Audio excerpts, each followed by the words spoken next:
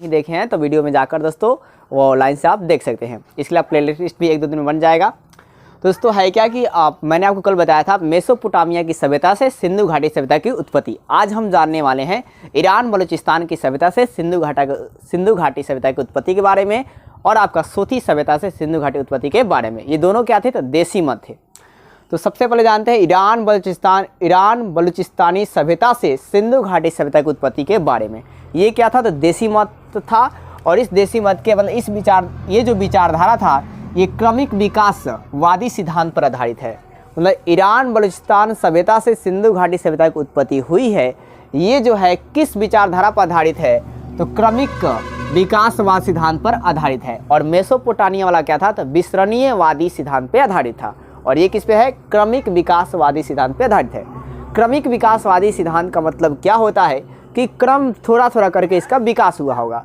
मतलब आपका ईरान बलूचिस्तान की सभ्यता जो है स्टार्टिंग में ग्रामीण हुई होगी और ग्रामीण से अर्धनगर। दोस्तों मैंने आपको बताया कि क्रमिक विकासवादी सिद्धांत का मतलब क्या होता है कि पहले आपका ईरान बलूचिस्तान की जो सभ्यता हुई वो ग्रामीण होगी, और फिर ग्रामीण से अर्धनगरीय हुई होगी, और अर्धनगरीय से नगरीय सभ्यता हुई होगी। इस प्रकार सिंधु घाटी सभ्यता का विकास हुआ होगा, इन इतिहासकारों का मत है।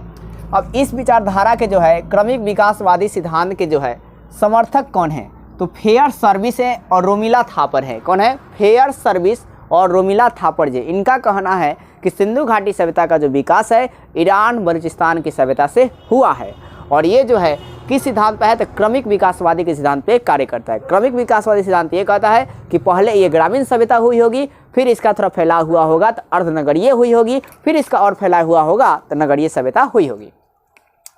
अब आगे है क्या कि पाकिस्तान के, अब ये साक्ष्यों के आधार पर बोलते हैं। कैसे बोलते हैं इस बात को?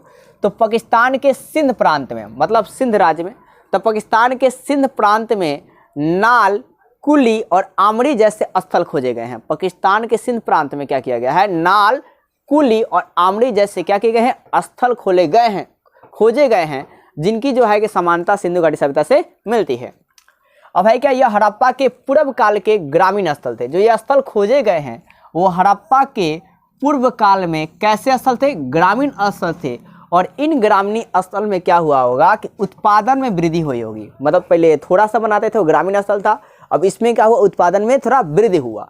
अब उत्पादन में जब वृद्धि हुआ ना, तो ये क्या हुआ कि कार्य विशिष्टीकरण का विकास हो गया। यहाँ पर एक आदमी जब क्या होता है कि एक ही चीज़ को जैसे बनाना चालू कर देता है तो वो तेज़ी से बना, मतलब उसमें कुछ समय दे देता है, मतलब कुछ साल उसमें गंवा देता है, तो तेज़ी से उसमें बनाने के लिए चालू करता है, और उसमें कुछ उसके क्वालिटी में कुछ सुधार भी आ जाती है।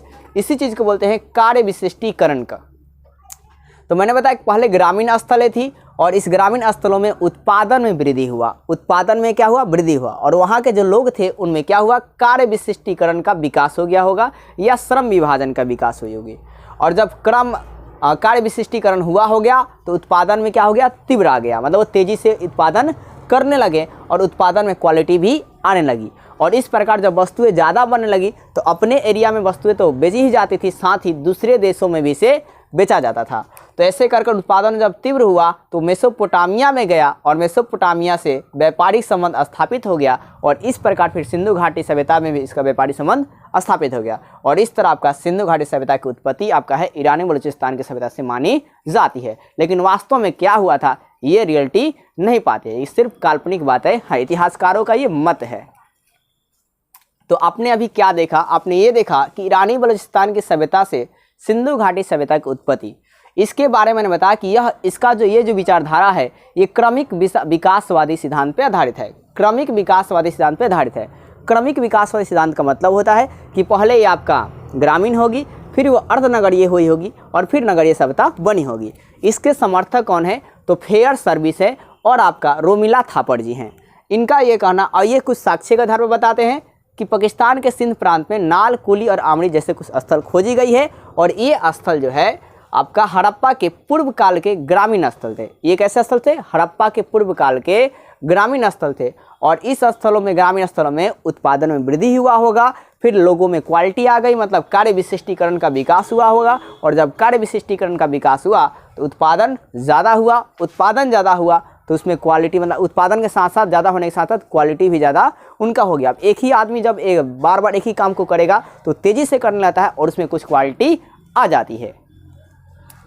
अब है क्या कि मतलब फिर जब उत्पादन ज़्यादा हुआ तो मेसोपोटामिया से क्या हुआ कि व्यापारिक संबंध स्थापित हुए और आगे चलकर इसी प्रकार सिंधु घाटी सभ्यता की उत्पत्ति मानी जाती है।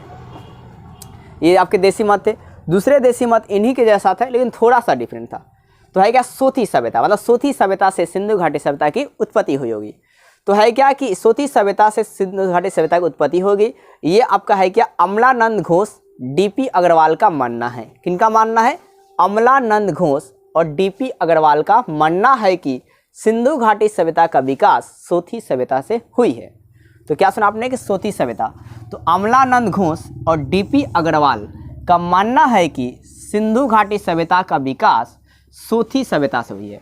तो अमलानंद घोष और आपका है क्या डीपी अग्रवाल का मानना क्या है कि सिंधु घाटी सभ्यता का जो विकास हुआ है वो सोथी सभ्यता से हुई है। फिर सोथी सभ्यता की खोज अमलानंद घोष के द्वारा 1953 में राजस्थान में की गई। तो है क्या सोथी सभ्यता की खोज जो है अमलानंद घोष के द्वारा कब की गई? 1953 में की गई। कहाँ की गई? तो राजस्थान में की गई। और फिर है क्या कि यह ग्रामीण सभ्यता थी और ये आगे चलकर नगरीय सभ्यता बन गई है। ये पहले स्टार्टिंग में क्या था? ग्रामीण सभ्यता था और आगे चलकर क्या था? नगरीय सभ्यता में बन गए। दोनों का जो सिद्धांत एक ही है, लेकिन ये ईरान के बलूचिस्तान वाला इलाका को बोलते हैं, पाकिस्तान की बात करते हैं, और ये आपके इंडिया की बात करते हैं, भारत वाली बात करते हैं। अब ये किस साक्ष्य में बोलते हैं? तो है कि कुछ मृद भांड पर पीपल के पत्ते चिन्ह दिखाई मिलते हैं और बर्तनों की समानता मिलती जलती है। ठीक है, मृदभांड का मतलब होता है मिट्टी के बर्तन। मृदभांड मतलब क्या है दोस्तों? मिट्टी के बर्तन होता है, आप इमेज में देख सकते हैं। अब निष्कर्ष क्या निकलता है?